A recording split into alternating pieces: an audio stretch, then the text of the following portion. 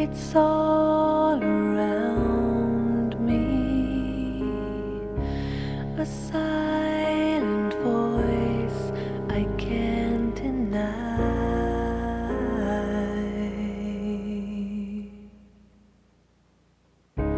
A mother's arms, how they surround me. They sing the beauty of my life. It will last forever. It will never fade away.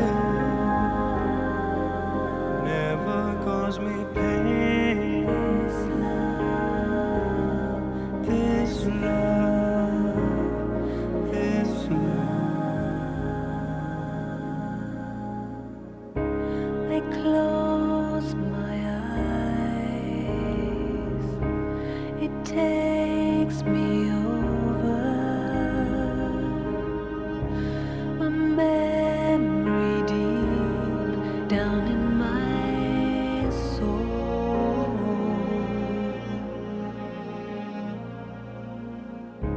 and safe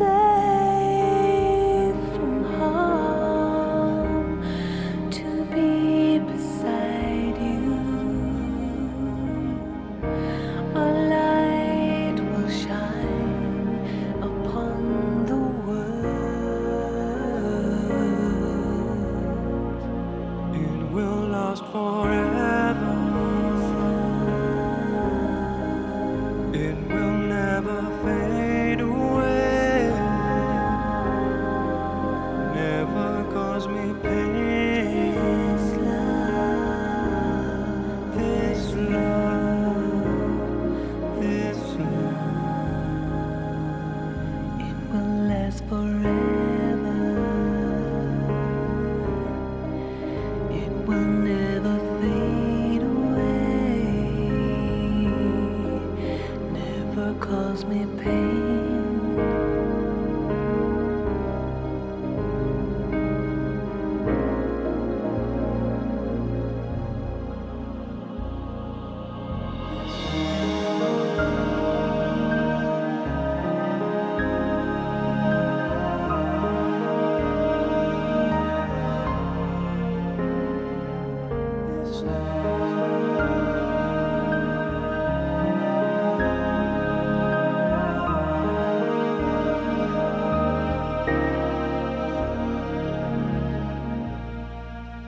It will last forever.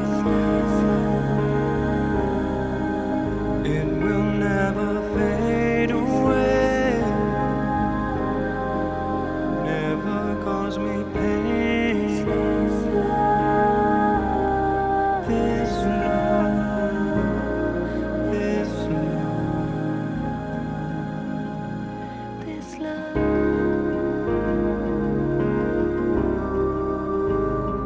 this love.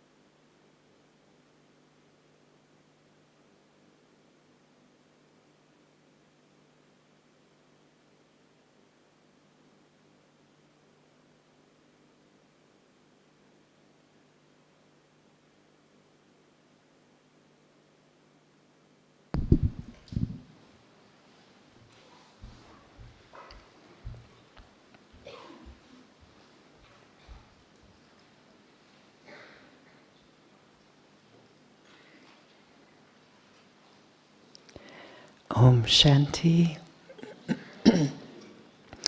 And welcome everyone to this Murli revision with Sister Jayanti. I don't think our Didi needs introduction, does she? No. And for many of us who have been watching this Murli revision regularly online, today is a special treat to be in person with Sister Jayanti, isn't it? Let me check translation. Is everybody okay? Everybody getting translation? Okay, great. So for those who don't know me, I'm Sister Judy from Halifax, Canada, and I think we hear from you for the first half hour, and then I have a series of questions for you. So welcome. Thank you. Om Shanti. It's lovely to see you all together. Yesterday, even though it was 800, it somehow got lost within 11,000. And so it's really nice to see all of you together now. And the feeling that I'm left with, above all, is Baba's love. And how Baba expressed his love at seeing the children come from far away to celebrate. Baba was happier to be celebrating the children's birthday rather than his own. Baba was so happy that he was giving us trayfuls of happiness to take away. Baba was so loving that he reminded us that you are the ones who had victory last Kalpa, and so of course it's you who have to attain victory again. You did it before, you're going to do it now, and you'll do it each and every cycle. And of course, the special blessing of love.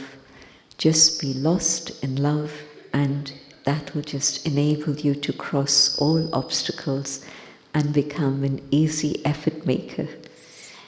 Easy and light, speed, so that it's a fast speed to get to where you need to be. So, in a word, the whole Murli was love. And then, of course, the detail, Baba reminding us that we've come to celebrate his birthday, but he's come to celebrate our birthday. But also Baba reminding us of why Baba says that it's your birthday too. Because from the moment that Baba incarnates, from that moment, then it's also the time that the yajna begins. And with the start of the yajna, then you need Brahmins to care for the yajna. And so the Brahmins take birth at the same time.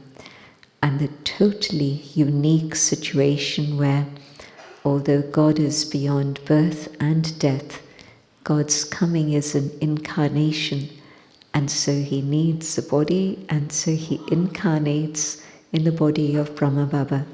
And so it's Brahma Baba's birth, but it's also the same time because all of you are part of the yajna, and the yajna was established then, so your birth is also connected with the birth of the yajna. So Baba connecting all the dots and explaining why we say that this is also our birthday. And so a totally unique situation where the father and the children all celebrate the same day, the same time.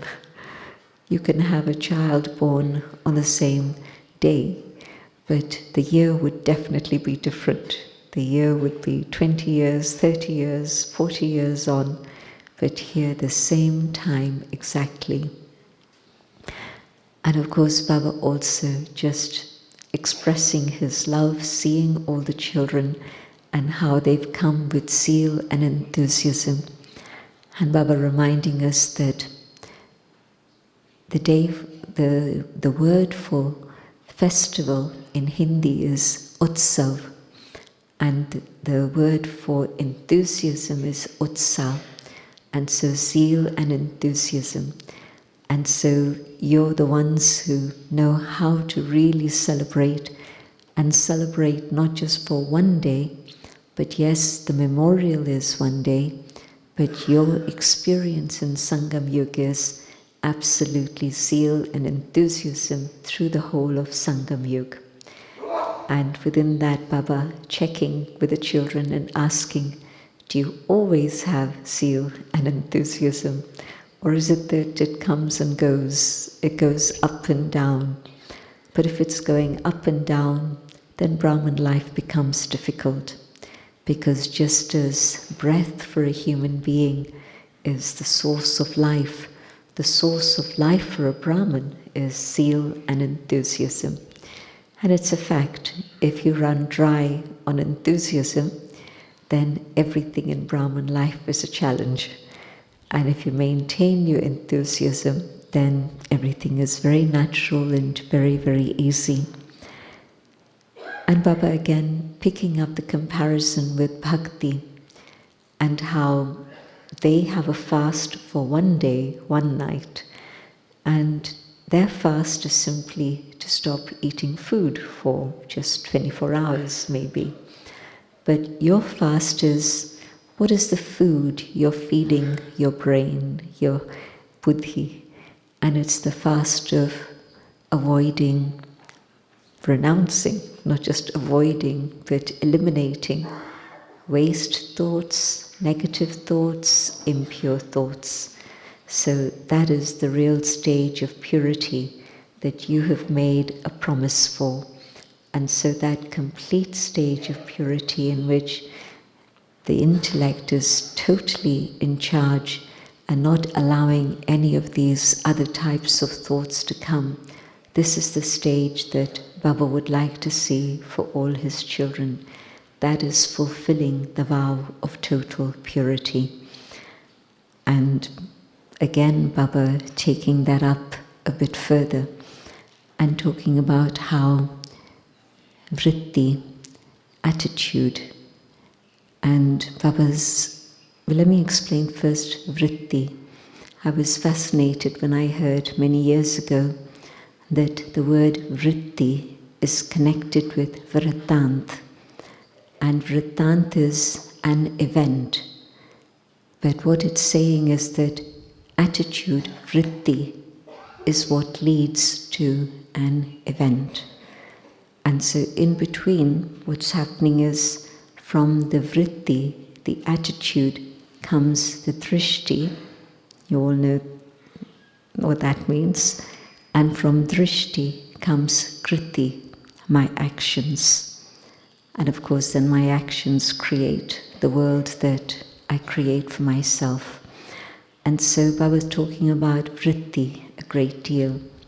Pure, clean, elevated attitude. And so do I have that? And it's connected then, of course, with my drishti. And if my drishti is pure, clean, elevated, then my drishti is also going to be the same. And in that, somebody must have asked Baba, written to Baba, and said that it's okay, but when I get into action, so that means when I'm sitting in yoga, my vritti, my drishti is fine. But when I get into action and engagement with others, then I see the face. And when I see the face, my attitude and my drishti changes. And Baba's very sweet response to that question, well, I'm seeing you now, and I'm seeing your face, but how do you know whether I'm looking at your forehead or I'm looking at your eyes? They're together. And so what you have to do is just make that little switch so that you look at the center of the forehead and you stay in that consciousness for yourself. I, that shining star in the center of the forehead, looking out as a soul, being able to do whatever I need to do in that awareness of a soul. And if this is my practice, and it happens through practice, because there hasn't been this practice for a very long time, thousands of years. And so now, in just this short space of time of Sangam Yuga, I have to develop this practice of being the soul, speaking in that awareness. Have you noticed for yourself that the tone of your voice changes when you're soul conscious? And if you're not soul conscious, then it can go through many, many different phases. But in soul consciousness, it's very calm, it's very steady, it's a very stable tone. So, in soul consciousness, with that practice, then, when you do come into engagement, then you're still going to see the other as the soul. And then Papa picking us up on more things connected with that.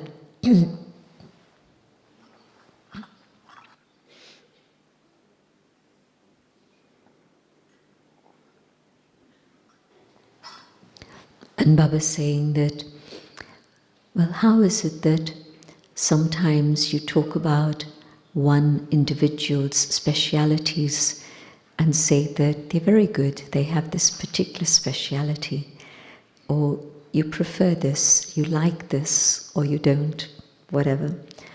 And so, what is it that's making you say this? And then you say it's not attachment, it's just because they are like that, so I'm just commenting on that. And Baba's very beautiful explanation that whatever speciality someone has in Sangam Yuga, it's Prabhu Prasad, the holy offering that comes from God. Prabhu, God, Prasad. It's, we call it Toli, but generally speaking in the world, in Bharat, they call it Prasad, holy food that's been offered to God and is filled with that love from God and then is offered to us. So very interesting aspect to think about. Whatever gifts I have in Sangam Yuga, or whatever specialities I see in others, it's a gift that God has given to them.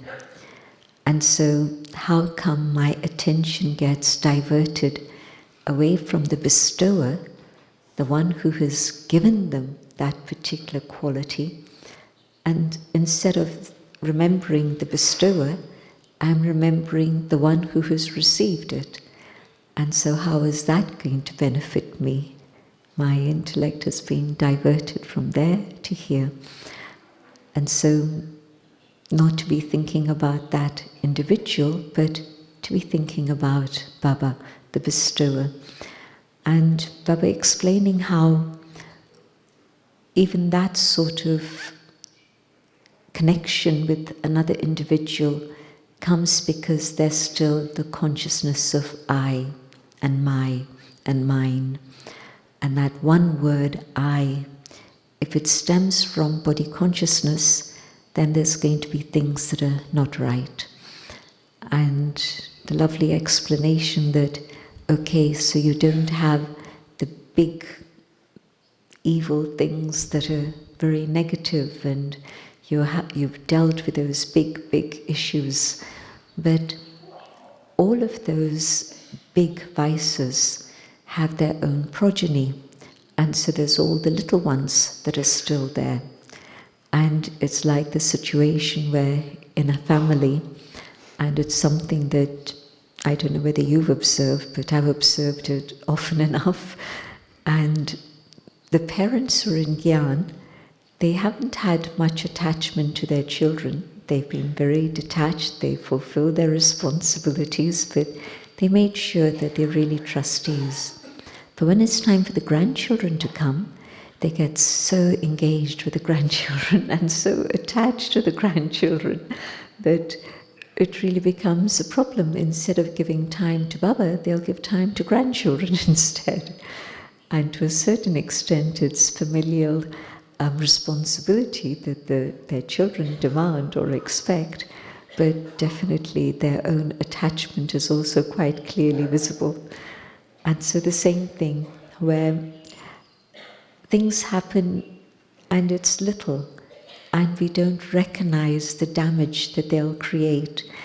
And we think it's okay, it's not such a big deal, I'll deal with it later. But of course that progeny is the progeny of I and body consciousness. And so Baba commenting that because there's still this question of I and the progeny that's there, then out of the little things, big things can also come. But okay, even if it's not arrogance straight out, but then where somebody says something and I take it very badly, I'm hurt by it, I'm offended by it, then I get angry. Why do they say this? They shouldn't have said this. It's not true. It's not like that. And so all the defense mechanisms pop up and then things begin to go wrong.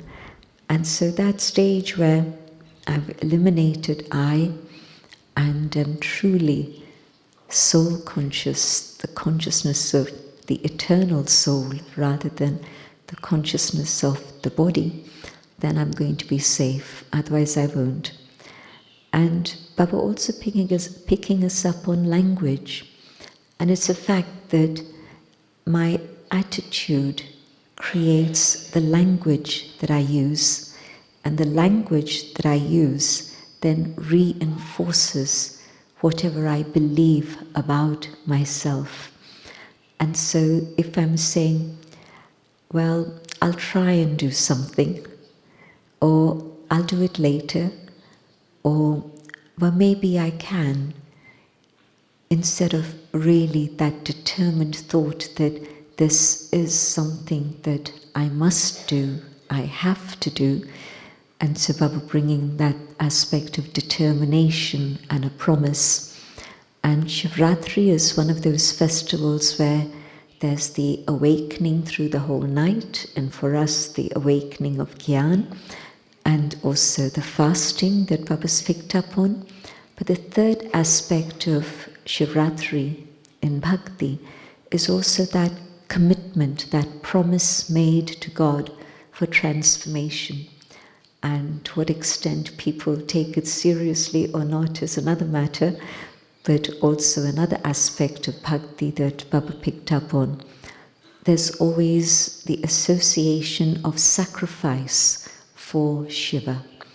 And of course that's been totally misinterpreted in Bhakti. And they offer animal sacrifice and things that are really completely out of line of even Bhakti, because even Bhakti believes in non-violence, but then they have actual sacrifice for Shiva. And Baba's saying that, well, they've misinterpreted that, but it's actually you and your sacrifice of the consciousness of I that's actually going to make the transformation possible. And so the Bhakti idea, a whole different thing. And the determined thought, the promise that I make to Baba, that I will become Satu Pradhan, I will become completely pure. And within that, Baba's reminder, is it easy or is it difficult? Well, if you have Baba's love and you're experiencing love for Baba, who's had that experience where when you're deeply in love with Baba, then nothing seems difficult? It's a fact. And those who didn't put up their hands, maybe you're just feeling a bit shy, but look back, and I'm sure you would not be here today having made the journey of whether it's 1 year, 2 years, or 30 years, 40 years for some sitting in this gathering. You've made this journey through all these years and you're still here, and even the journey from your place to Madhuban, even that's a challenge. So it couldn't have happened without the experience of Baba's love. And so just keep that flame of love alive. And the two words in Hindi, of course, they connect up very well. Mohabbat, love, and mehnat, labor. And so there's either the feeling of labor or there's the feeling of love. And when there's a feeling of love, there's no sense of any labor that comes in the picture. And so sacrifice the I of ego, of arrogance, and Baba's love is there to take. And with that experience of Baba's love, then yes, very, very easy to have a journey in Sangam Yuga in which there's nothing but love and happiness and fast speed, because everything gets out of the way, it just goes, it's easy. And so Baba's blessing, it's a very special blessing from yesterday's Murli. Let your life be one which is filled with love and no labor, so that you're an easy, natural effort maker. Sometimes we get scared by the word effort, and yes, it's a bit heavy, but effort is actually subtle attention. And when there's subtle attention, then there's no labor involved. Sangam Yuga shouldn't be one of labor. And then Baba remembering all the children who are sitting far away, but have their eyes focused on the webcast and Baba online, and the ones who are sitting there in front of Baba, Baba's giving them love anyway. But Baba's got a special place in his heart for those who are sitting far away and having that connection with Baba, the connection of love.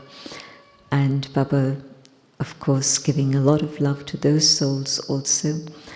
But then further, Baba, when Baba was talking about the drishti and how easy it is to keep the drishti pure and elevated and natural, Baba was specifically asking the Kumars, and that was again Baba's love, Baba reaching out to the Kumars to tell them it's okay, it's easy, just practice soul consciousness and it'll be fine. And then through the rest of the Murli also, again Baba reminding us that it's you who has done it before, and so you're the ones who are going to do it again now. And so don't have doubts in yourself. And as I was hearing Baba talk about doubts in the self, I was thinking that it really is such a big thing where through our life, pre-Gyan, there's always been people to tell us you can't do it, it's not possible, and so on and so on. And so it's a voice that's in our heads, that's being recorded by hearing it so often from others that we then begin to tell ourselves that also. You can't do it, it's not possible, it's not going to happen, it's not going to work. And Baba's saying, but you're now in front of Baba. Baba trusts you, Baba has faith in you. So what you need to do is to have faith in yourself. And with that faith in yourself that yes, you are that child of the last Kalpa, then just keep remembering that, then that faith is going to lead you to your stage of victory. And that's not so difficult. And when Baba's also talking about the drishti and the vritti, the attitude, Baba's saying, well, it's double results. For you, you're going to be able to move forward, but also the atmosphere that's created just by attitude and vision, you can change that atmosphere and make it pure and powerful and lift it up for everyone. Otherwise, sometimes what happens is that we allow others to influence us, and so our stage then goes down. But in fact, keep Baba with you, and that the power of that is going to reach out and help the whole atmosphere change also. So double results with one effort of just making sure I keep Baba as my companion. Another very lovely blessing from Baba, that this is the time to keep Baba as your companion. And as you keep Baba as your companion, so then you're with Baba through that process of transformation, and Baba is then going to also be with you to take you home again. So all the time, Sangam Yuga, together, together, together. And Baba's there with you through all of that. And I also like very much what Baba said to the Sevadharis of Rajasthan, and Baba talking about contentment and how whatever service it is you do, if it's service that's made others happy and given them some contentment, you get blessings. And that is a very easy way to make effort. Dua. The word is different to Vardhan. Vardhan is really blessings that come from above. And dua, when you've helped somebody, then they give you their good wishes from their heart and the blessings from their heart. It's not just good wishes, it's more than just good wishes, it's more than thanks. And so I don't know of any other word to be able to translate it, but it's filled with gratitude, but it includes that spiritual element, not just a human element. Baba's saying how that aspect of just giving and receiving those blessings is a way to have Gyan and yoga and service and dharana, everything all together just in this one sentence. So let your life be one in which you're giving others those blessings and good wishes from your heart, but whatever you do, you're also able to receive those from everyone. And so then with Rajasthan, that you've earned all those blessings from everybody's hearts because you've done so much good work. And it opens up a whole new vision of what service is and how to do service. Because it's not just giving lectures or classes, but think about the whole system of Madhuban, whether it's accommodation, whether it's transport, whether it's cooking, whether it's cleaning, whether it's chapatis, whether it's vegetable cutting, whatever it is. Just imagine if any one of those pieces of the jigsaw puzzle were out of place, what would your Madhuban experience be like? And so transport, you're not getting the transport you need. If there were no buses going between here and Pandav Bhavan, what would you feel? How many waste thoughts would you have? And every time things do go well and run smoothly, whoever's done that work, you're giving them blessings from your heart that they've done that. So it really is a very beautiful vision of how everyone, but everyone can do service in some form or another and earn those blessings. And the thing about being able to give blessings, give good wishes to all, it actually involves a lot of cleaning inside. Because unless I'm totally clean inside, how can I give good wishes and blessings? And so this is why Baba is saying that it involves all of these subjects, your understanding, using Gyan in your life, but also your power of yoga to be able to clean out whatever there is from the past so that you're able truly to give good wishes for all.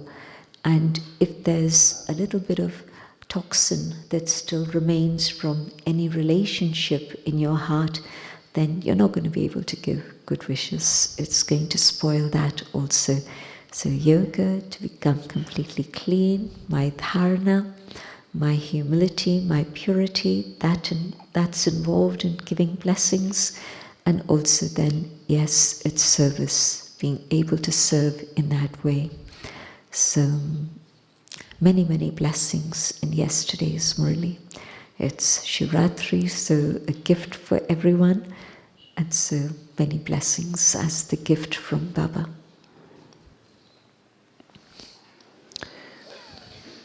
Om Shanti, thank you. Wow, do you think it's Prabhu Prasad, Sister Jayanti's gift, to be able to remember the whole Murli? That's wonderful, thank you for that. I hadn't been in that room for 3 years and I didn't know what it would feel like last night. And I just sat and soaked in Baba's vibration. It was like the days when he was there. And then I saw you on stage, and you have the screen in front of you where you're watching Baba, but then you have the sea of faces in Diamond Hall. What's the experience like for you?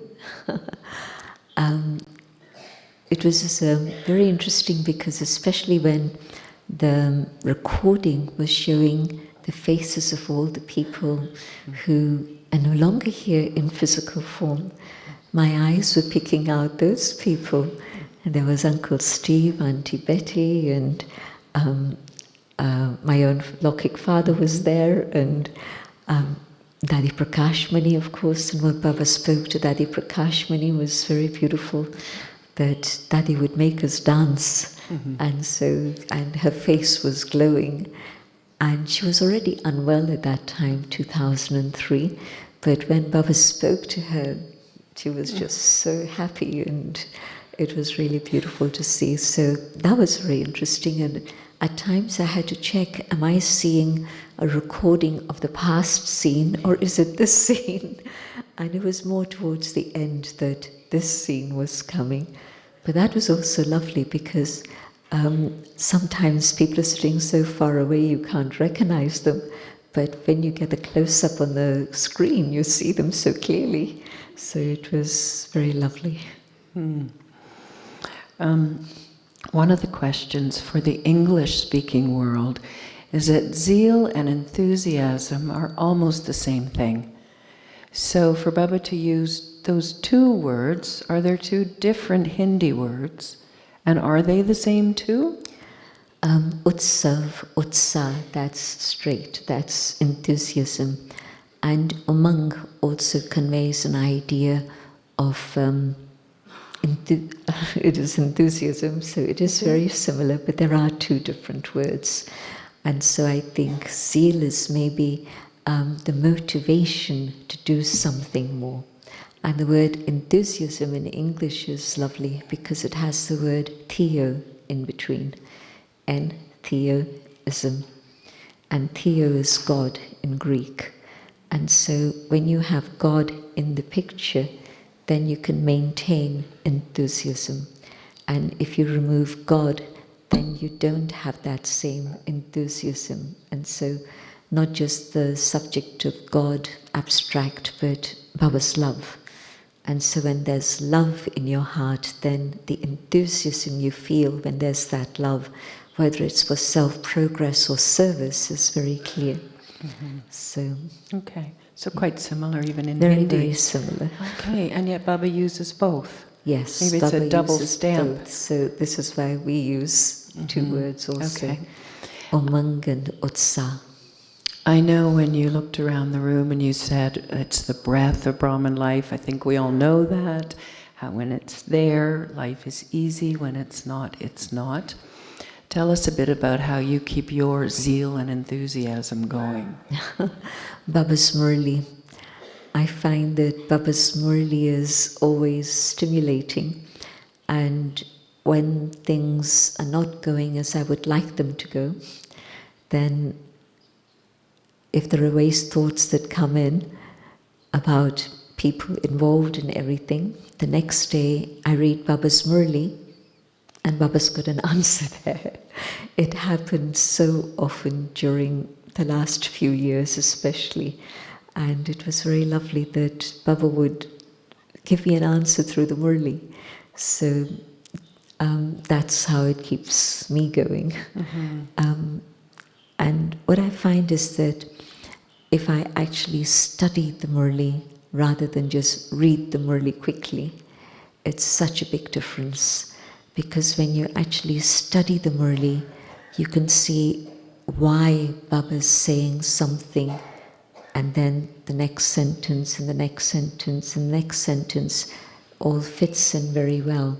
If you're just quickly glancing through it, then, and not that quickly even maybe, why is Baba telling me I have to be Satu Pradhan again? But there's a reason. And it's like with the Avyakt Murli. Again, if you study the Murli, Baba is using such a systematic way of explaining everything. And so I love Baba's logic, and I love the thread of the Murli, and where Baba's coming from. Especially this Murli yesterday, again, go back to it and just read it with that attention, and you'll see how Baba's first explaining God's incarnation, the establishment of the Yajna, how that's connected with Brahman life, the role of Brahma Baba. Step by step, Baba's explaining everything. Then something about what happens in bhakti and how we transform that. If you keep your intellect stimulated with Baba's Murli, then the zeal and enthusiasm continues, and whatever other people are doing or not doing is then not such a big thing anymore. Yeah, wonderful, thank you. This topic of our speciality being a Prabhu Prasad, a gift from God, and the subtle checking required to make sure that I doesn't creep in there somewhere. He was talking in the context of looking at others and being attracted, but looking at myself and the self-respect that each of us is reclaiming at this time. Isn't it wonderful to be able to have the pure pride in this speciality when we finally find it in ourselves? How do we balance that? I mean, yes, Baba gave it to me.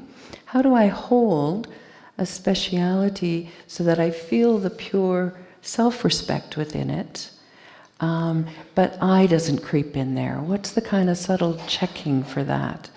And yeah, how do you know when I's crept in? Well, first is that many of us came to Baba when we were pretty young, and so, but even those who came a little older, just ask yourself, what was I like before Gyan? And where am I today? That's enough to tell me that it's a gift from God. Really it is. And if I did have that particular quality before, well, can I still say that it's a gift from God? Well, I'll share a little story that some of you have heard me talk about before, but I'm sure Bodhi won't mind me mentioning her name. Most of you know her, and she'll be coming in, I think, tomorrow, the day after, something like that. But Bodhi was out walking with Didi in Oxford. Didi used to love walking and regularly walked for 30 minutes, 60 minutes. And especially in Oxford, she wouldn't plan it, but she'd just see who was in reception and then pull them and say, do you have time? Do you want to come for a walk? And Bodhi's Hindi is practically non-existent even today. And Dadi Janki's English is not so brilliant, even until the end. And especially at that time, I don't know how they communicated, but they did.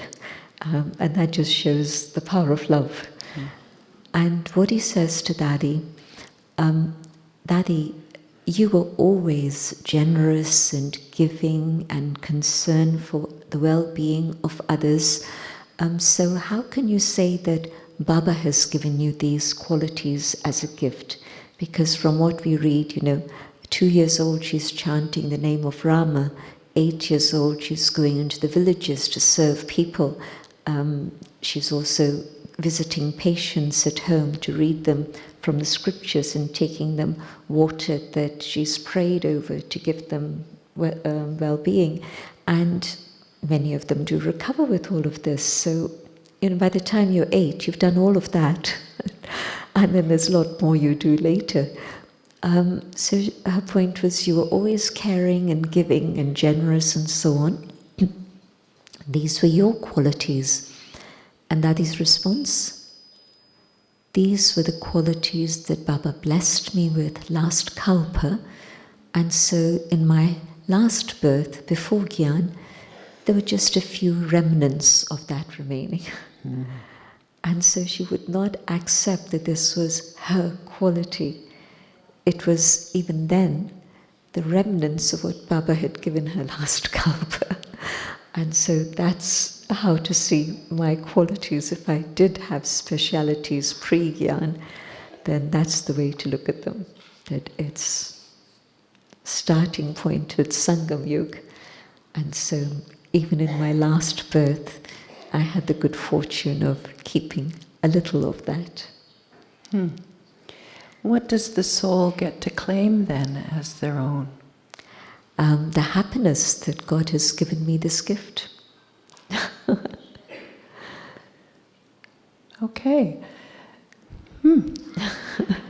And now that God has given me this gift, I use it to create more fortune. And so God's not going to take that for himself. He's given it to me, and I'm creating my fortune now with that gift from God. So I get to enjoy watching how the speciality is being used?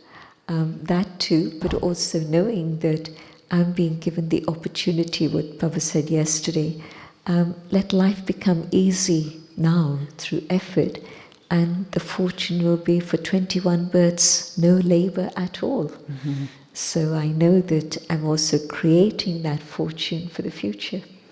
It feels like hidden in what you're saying is a secret to the easy effort making. Like what does it actually look like to be an easy effort maker? And it feels like you've described that a bit by saying, I just have whatever I have, God has given me, and it's being used. He's using it. But I get the fortune. And also that with all the fortune that God has given me now, there's something I need to do to give Baba the return. And so what I'm doing is trying to give Baba the return. Mm-hmm. That's another part of it. Mm-hmm. To think about this. Okay. Another question that came up was around, so love and labor. Where there's love, there's no labor, we know that. And the way is to be absorbed in love. And Baba always says, you're all equal in love. Number-wise. No. Last week Baba said there are 3 stages of love. Oh yes, he did, you're right. You're right, we're not equal. There's 3 stages, you're right. So to be absorbed in love, of course, and many of us still labor. And deep in our heart, we know there's lots and lots of love for Baba, but it's not always felt at the times when it's most needed. So tell us a bit about how to work with that. I think it's so important just, if I want to experience Baba's love, the only way is to be soul conscious. I think that's the key there. Body conscious and I see all the problems. And in soul consciousness, I see Baba. And let me just stay with that, because in the next bit that Baba said, the instrument that you use is Man Mana Bhav. Mm-hmm. And so in that stage where I'm soul conscious, I can connect with Baba, then that love is there, just instantly. Yeah. It's when we allow other things to get in the way that we don't have that experience. So whether it's attraction to human beings or distaste for human beings or a little bit of aversion to someone or another, these interfere with my stage of soul consciousness and also my love for Baba. Really, it's to be without desire even to have a great experience. So clean. When we sit in yoga, we are not, if you have that desire, I want to have an experience, you'll get stuck. Yeah. Yeah, definitely. But no desire, that is a big one. And so what is it that I'm seeking? What is it that Baba hasn't yet given me? At one point again in the Murli, Baba was saying how, and I was very curious about that sentence, because the sentence goes something like, Bab Dada was seeing how yoga has given you all the powers, all the virtues, all the treasures, all the happiness, and I thought to myself, Bap Dada is seeing me in yoga instead of being with me in yoga. I thought it was a very fascinating sentence that Baba spoke. Baba is seeing how in yoga you receive all of these things. But Baba's the one who's giving all these things. But it's like Baba's being the detached observer and watching, okay, this child is in yoga, so this child is receiving all of this. But that's the thing, that yoga does mean you get that experience, but you don't start with a desire. You start with love and the connection with Baba. And the connection with Baba and the feeling that comes is then that experience. Always the starting point, isn't it, really? The nice yukti Baba gave us when we have any difficulty, say, Baba, my Baba. And many of us trust Baba, but are struggling to let go of control in the moment when things aren't going well, which is what a difficulty is. And in that moment, that's, I suppose, what's going on, is the not wanting to let go of control, to just say, Baba, my Baba. So how have you managed this, especially when it comes to action, being in action? Not so easy, because there's a sense of responsibility. Yeah. And so then sometimes it feels like, if I just say, well, Baba's going to take care of it, am I just going to sit back and what do I do? So for me, it's that you try and you do whatever you think needs to happen, and you try your best, and then you say, okay, now there's nothing external that I can do. I've done the best that I can, and now it's up to Baba. So I don't know whether that's a different degree of faith to the dadis who would say, Baba's in charge and it'll happen, and it would happen.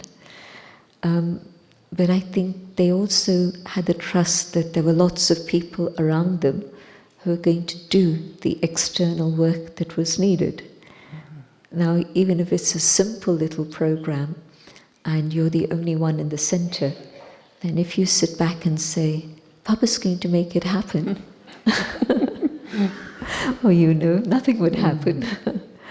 But for Dadi, when she had a whole troop around her, she could say, Baba, you'll make it happen. And then she had to trust all of us that we would be accurate in all the running around we were doing. And if we weren't being accurate, then she would give us a signal and tell us that this isn't quite right. But so she kept her eye on everything. Dadi Prakashmani kept her eye on absolutely everything. I remember one particular situation, we were in a different country, and this would have been in the 80s, and so service was fairly new, and everything was new. And this person who was the center in charge, and there was only one center in the country, so later she became the national coordinator, and different stories then. But Dadi asked her in the morning, what's there for Toli? And she said, Dadi, somebody else is responsible for that. I don't know, I've left it to them. And Dadi said to her, in Madhuban, I don't make the tolis, but I ask the sister in charge, what is a toli that's going to be distributed today? And the sister was quite shocked that she had to keep tabs on what toli there was. And Dadi thought it was an essential part of the whole yagya, that people get toli to give them the Madhuban experience. If Dadiji is there, and you don't expect that to happen every day in class, usually. But when Dadi's there, you're giving them a Madhuban experience, and you do have the toli, but you haven't bothered to find out what it is. So, yeah, the Dadis also kept track of everything, but it was always Baba, Baba. Right. So the fine line between controlling it and keeping track of it. Yeah. Yeah. And so, any tips on this letting go? How do you discern the moment where I can't do any more? I think you can, because you've tried everything. When you're up against the wall. Well, you know what you have to do, and you've done this, you've done this, Right. you've done this, and then you say, okay, Okay, Baba, Baba. there's nothing more I can do now, it's up to you. Yeah, very good. All right. Thank you.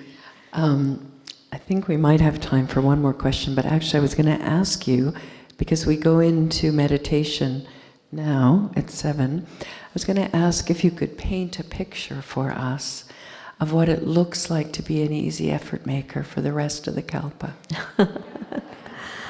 That would be a lovely meditation to start at 7 o'clock after traffic control. So that's for a commentary and Maybe, meditation. like just a few words to lead us in and just paint the picture for all of us so we can all be together with you as easy effort makers to the end of the confluence age. Yeah. Was there anything else you'd like to say about the Murli before we...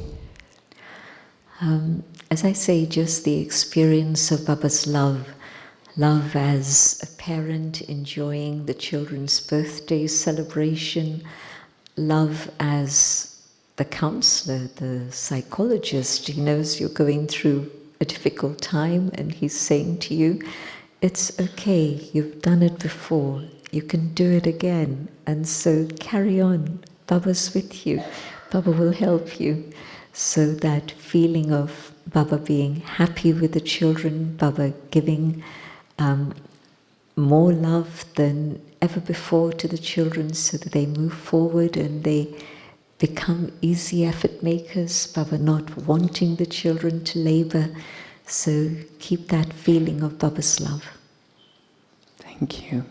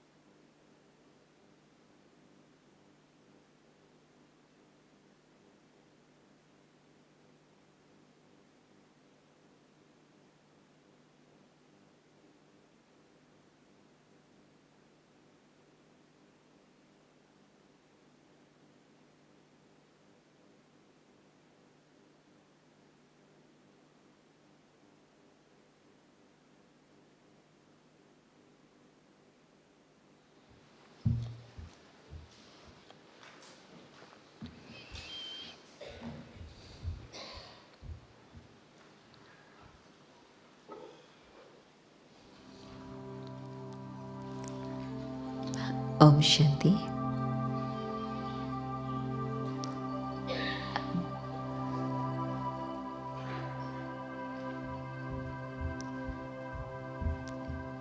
अभी मैं 3 minute के लिए commentary करेंगी तो उसमें music नहीं.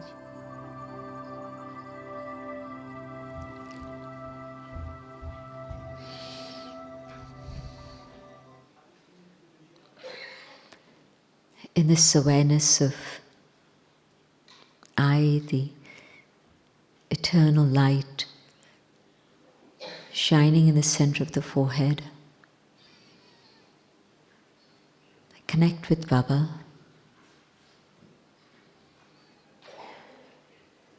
And Baba's love reaches the soul.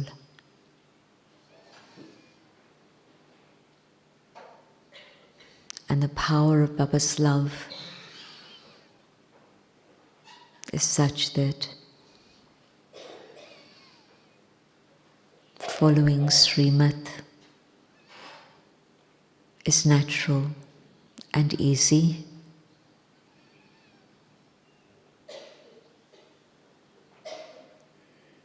And Srimad brings with itself the canopy of protection.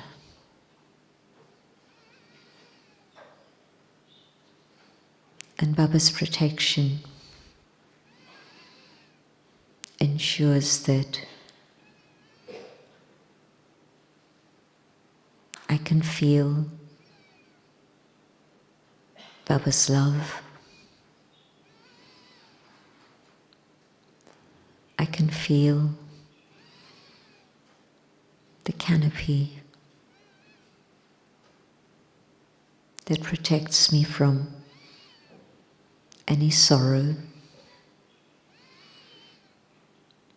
that protects me from any negativity, so that there's only love around me.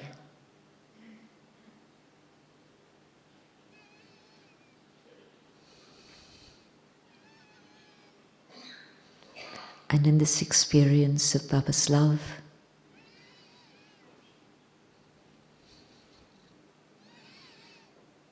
and the canopy of protection,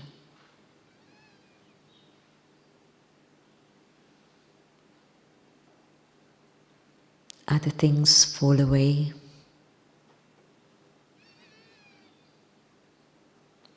And I'm safe. And Baba's gifts of joy, of wisdom, of purity stay with me.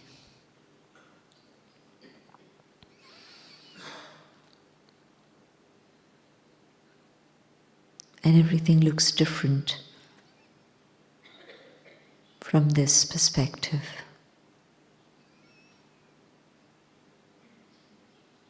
The canopy, the gifts, and the love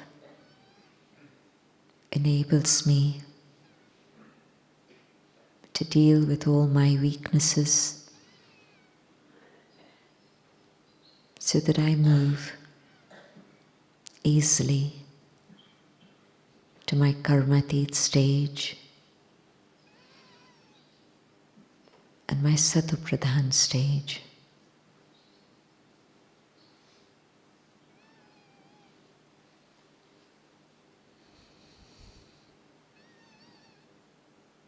Naturally and easily, Baba's love keeps me up above. So sanskars, people, and situations stay down below, and I'm able to stay up above and move forward fast to my destination.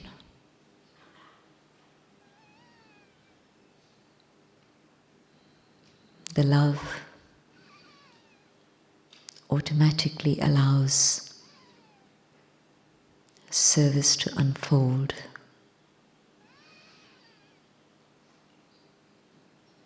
Baba touches intellects and doors open.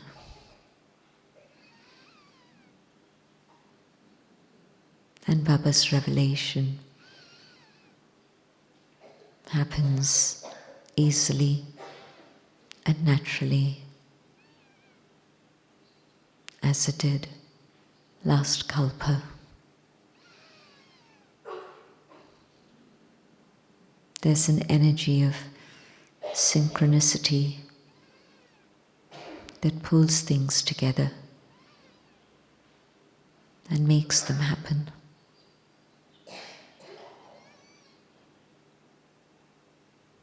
So I don't have to give too much energy or time to think too much.